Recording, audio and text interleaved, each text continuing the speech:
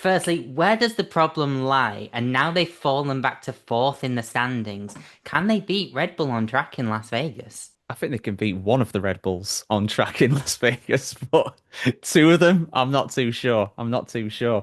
Yeah, I mean Ferrari, man, they got problems away from the track. They really do. I mean, they've gone down from second to fourth in the Constructors' Championship as a result of their absolutely torrid weekend in Brazil, in fairness. Double retirement in the Grand Prix.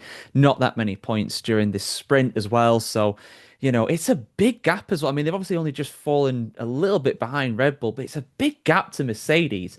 And coming into, like Owain rightfully says, I mean, I think Mercedes are going to do well this weekend too. Coming into a track where they're expected to do well. I mean, 36 points. I mean, you can only get a maximum score of 43, and we all know Ferrari aren't getting a 1-2 this weekend. So, it's going to take a man a miracle for them to get back to second. There's a chance they could beat Red Bull. Yeah, I think given the performance of Max and given the lack of performance of Yuki Tsunoda, they probably will outscore Red Bull this weekend. But you wouldn't really bet your house on it. You really wouldn't do. And yeah, we've got to mention about the quotes in the press as well. I mean, John Elkann doing his best Rihanna impression, just saying "shut up and drive" pretty much to the drivers. It's quite embarrassing, and it's also quite ironic as well how he says that in the press and says "stick to the driver." Why don't you just stick to your job, mate, and run the team, run the organization? I'm sorry, but come on, it's a bit ironic you saying that.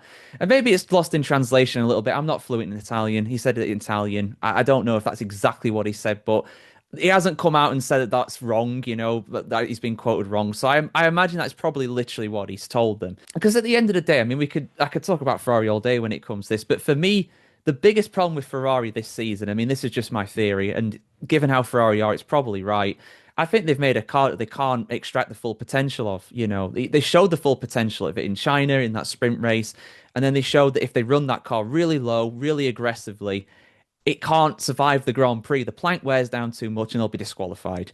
So I think that's part of the problem. They can't really extract all the performance of it. I think there is the bare bones of a great car in there, but it just can't survive a Grand Prix distance. That's just my theory. We'll never know. Ferrari are very secretive about stuff like this, as are all the teams to an extent. So, the drivers are not a problem.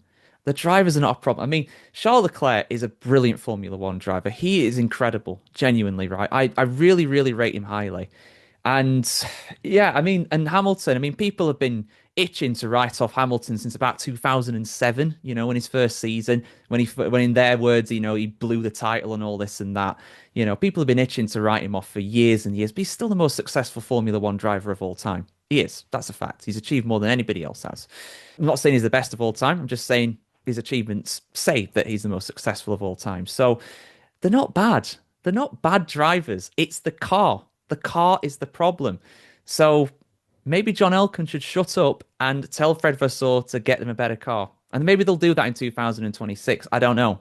But yeah, it's just Ferrari. There's always drama. There's always drama with Ferrari. They are one race away from implosion. Quick follow-up. Do you think Lewis Hamilton would rather be in the current Ferrari car or the U13?